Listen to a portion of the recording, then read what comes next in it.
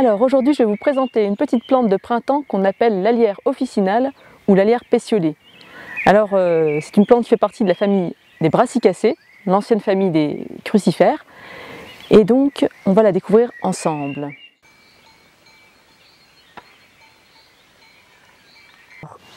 Comment on va reconnaître cette belle Alière? Alors déjà, quand elle est à l'état de jeune pousse, là on voit bien qu'elle est déjà bien fleurie et elle est sur le point d'être en fin de floraison.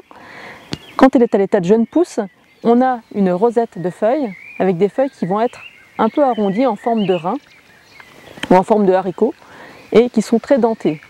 Alors quand on regarde à la base des feuilles, à la base du pied, on va voir qu'il y a des poils et donc la base est un petit peu rougeâtre. Et petit à petit, quand on remonte sur la tige florale, on va se rendre compte que les poils petit à petit disparaissent et on va avoir quelque chose qui sera vraiment tout vert et sans poils.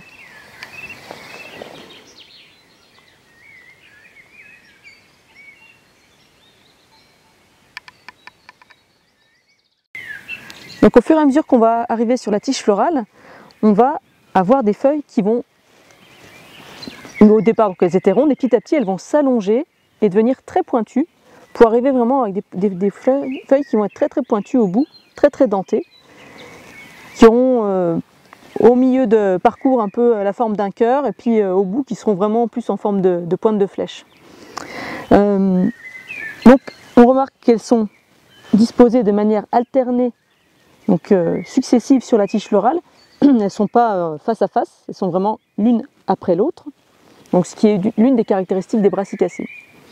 Une autre caractéristique de cette plante, c'est d'avoir sur la même tige florale, on va retrouver des fruits matures, des fruits immatures, on va retrouver des fleurs et on va retrouver des boutons floraux. Donc vraiment toute la panoplie pour arriver de la fleur aux fruits.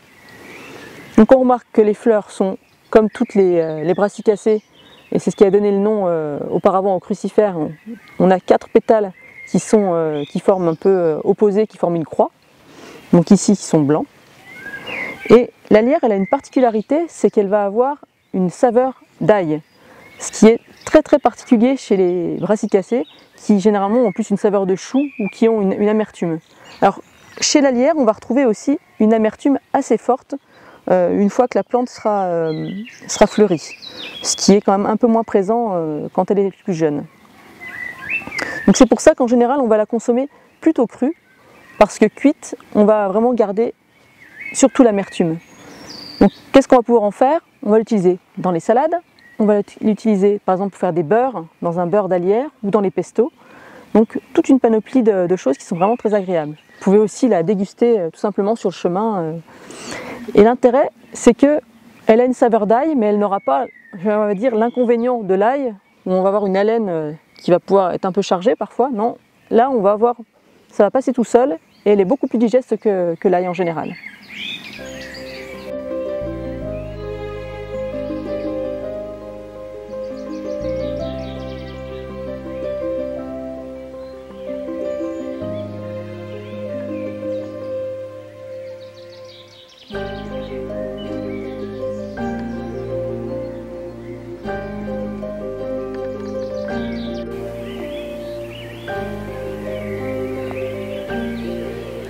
Et voilà, la vidéo se termine. Vous avez maintenant tous les éléments pour pouvoir identifier et tester l'Alière. J'espère que cette vidéo vous a plu. Je vous invite à mettre un petit pouce bleu pour nous soutenir ou à vous abonner si ce n'est déjà fait. Et je vous souhaite de très bonnes balades.